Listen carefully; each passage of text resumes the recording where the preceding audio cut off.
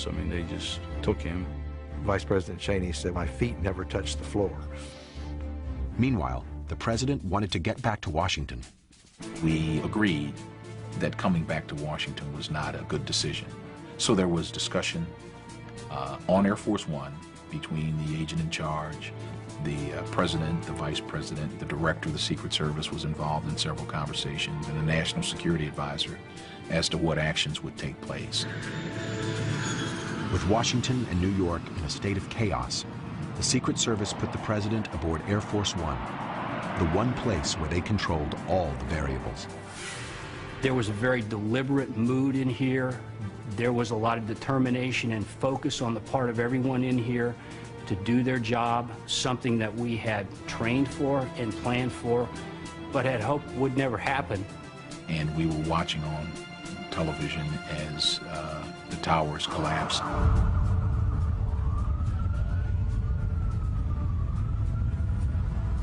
As headquarters watched the horror unfold, agents in the New York field office, directly across the street from the towers, were experiencing it firsthand. We moved out onto the West Side Highway, where I'm absolutely proud to say agents of the Secret Service were conducting triage. We had a lot of injured workers there, broken legs, torn flesh, gaping wounds, and we went right into mode of treating these people. I just felt it was amazing how no matter where you were in the city as an agent, somehow there was another agent that you ran into. I think part of our training was to expect a diversion, expect multiple attacks, and in the back of our minds, I think a lot of us were kind of on the watching and thinking, what else should we expect? I remember thinking myself, looking at trucks suspiciously, like, what will the next attack be? I was absolutely just livid. I was so mad. When that second tower came down and we crawled out from underneath the car, I was so mad. You knew what it was at that point. You had clear understanding we were under attack. One officer's heroic efforts to rescue other people cost him his life. Craig Miller died in the chaos. That was probably the most difficult time we had. There were a lot of questions everybody had and we didn't have answers to. Well, I think since 9/11, the Secret Service may be more careful about the president even than before. The Secret Service emerged from 9/11 confronting an inescapable truth. Terrorism had redefined the threat spectrum. It's probably changed the stress level by twofold. The very violent and random attacks that are brought on by terrorism are something that the Secret Service is extremely concerned about. We all did it, and we did it after swallowing our personal horror of the tragic events of that day in a fleeting moment and getting on about fulfilling the mission that we in the Secret Service are tasked with doing.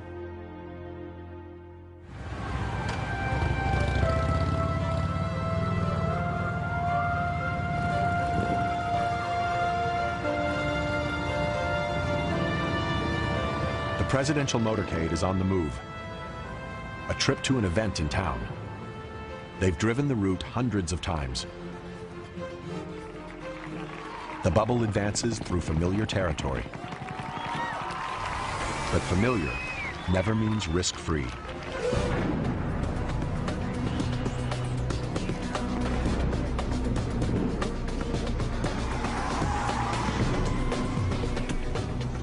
Welcome to Beltsville, Maryland, training grounds for the Secret Service.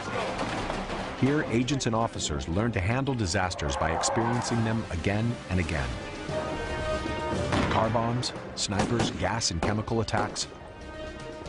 A chilling variety of assassination attempts are launched against the agents in training. There may be instincts that all of us are born with to move away from danger versus moving toward it. One of the things that the Secret Service does through its training programs is take that out of you. You're hearing shots go off, shots be fired, and you're still responding to the problem, not running away from it. Thick forest surrounds the Beltsville compound, making it invisible from the road. But inside, it feels and sounds like a Hollywood backlot. There's a tactical village with a main street and building facades to scale. And half of Air Force One. This is where Secret Service agents come to prepare mentally and physically for the worst. Okay, guys, obviously we've given you the worst case scenarios in our training here today. Hopefully you'll be able to respond without thinking, so in the real world, if the extreme happens, you'll be able to do it and be successful. It's a type of agency that takes perhaps a type A personality, type A squared. They are mostly very measured people, very under control of their emotions at times of stress. Smart, very meticulous planners. Through training, through a mindset, through a conditioning, be prepared to step up when the time comes. The culture is not the biggest and the strongest that come to the table. It's the swiftest and the smartest that come to the table. Every agent learns how to take down a potential assassin, how to fall out of a moving car, to treat for shock and for bullet wounds.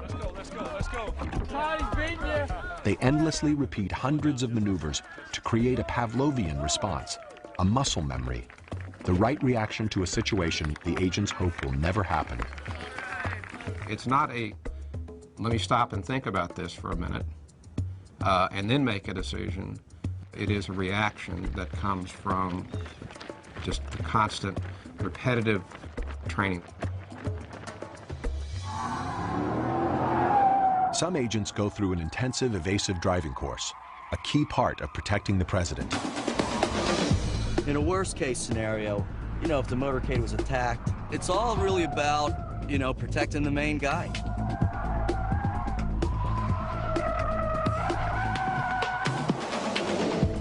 These agents are practicing the J-turn, a tire-screeching pivot with a tight stop and an immediate change in direction.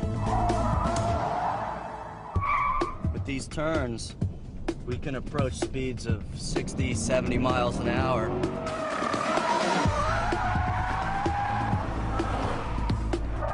They practice in Camaros, but they'll use their skills on the real thing, Suburbans and limos that weigh much more.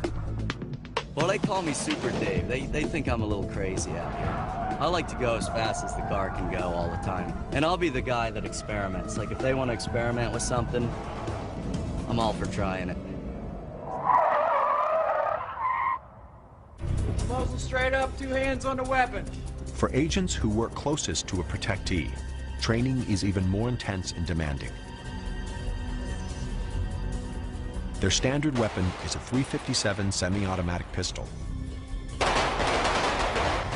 Other weapons of choice include the M16 and the MP5 submachine gun. Shoots will be your final facing. Shooting side. The Secret Service requires each agent to qualify with a firearm every month.